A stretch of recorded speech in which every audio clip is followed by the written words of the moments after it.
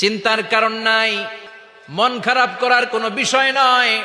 প্রতিদিন সালাত কায়েমের আগে যে তোমরা ওযু করো, এই ওযু করার পর কেউ যদি পড়ে আশহাদু আল্লা ইলাহা ইল্লাল্লাহ ওয়া আশহাদু আন্না মুহাম্মাদান আবদুল্লাহি ওয়া রাসূলুহু, ওযু করার পরে এই দোয়াটা প্রতিদিন যে পড়বে তার জন্য আল্লাহ জান্নাতের 8টা দরজা খুলে দিবে।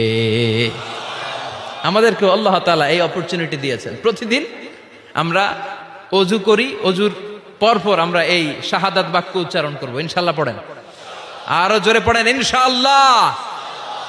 তো আমরা কিন্তু এখন জান্নাতে ঢুকে যাব। মনোযোগ আছে তো সবার? মনোযোগ আছে না গেছে?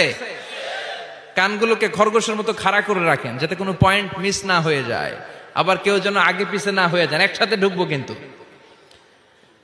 তো যে গেট দিয়ে ঢুকবো, জান্নাতের যে গেট ইউজ করে আমরা we enter in the paradise, যে জান্নাতে ঢুকবো, ওই গেটের